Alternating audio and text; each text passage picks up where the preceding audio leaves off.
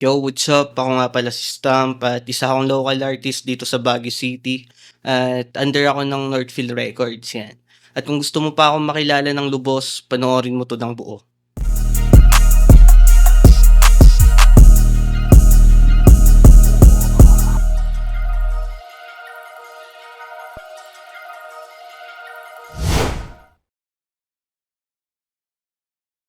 Yun nasimulan ko siya nagsimula talaga ako dati sa freestyle lang 'yan.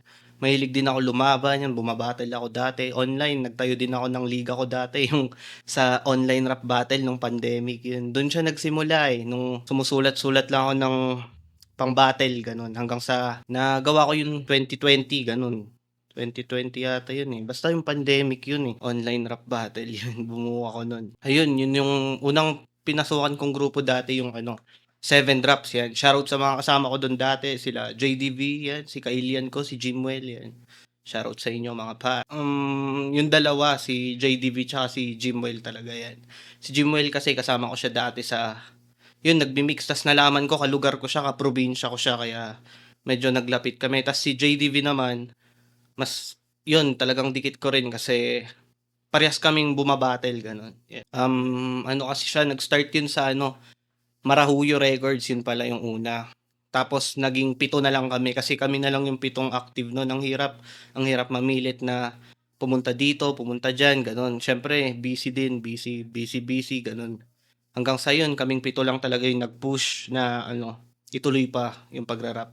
At yung ibang mga tropa ko lang din dun, nasa iba't ibang grupo na rin ngayon na kilala din dito sa Baguio, yan. Mga responsibilidad din ng ibang tropa, marami ring ginagawa yung iba kaya siyempre hindi naman matatawag na 7 yun kung kaming tatlo na lang yung oo, gano'n.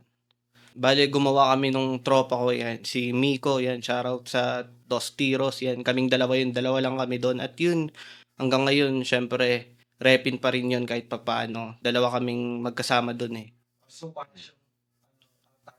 Oo, parang tandem siya.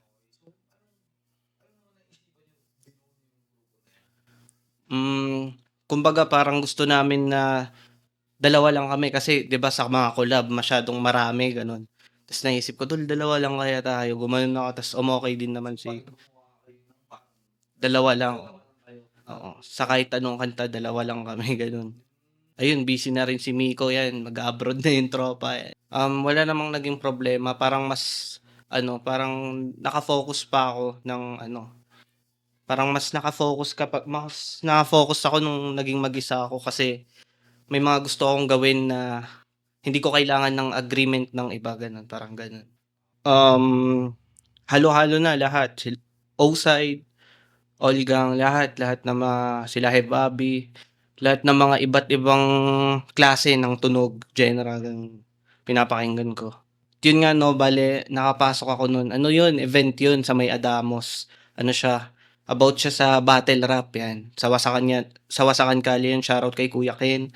At yun, isa ako sa mga bumattle that night, tapos nakita ko yung Northfield, nasa labas sila at siyempre sa sobrang lakas na rin ng amats ko, kinausap ko yung head nila, si Kuya Droace, 'yan. At yun, triny ko lang na i-approach siya kung puwede ba akong sumali, gano'n. At yun, tinanggap niya naman ako. Yung masasabi ko sa kanila, sa mga bago pa lang na papasok dito, yun, maging stay humble lang, 'yan.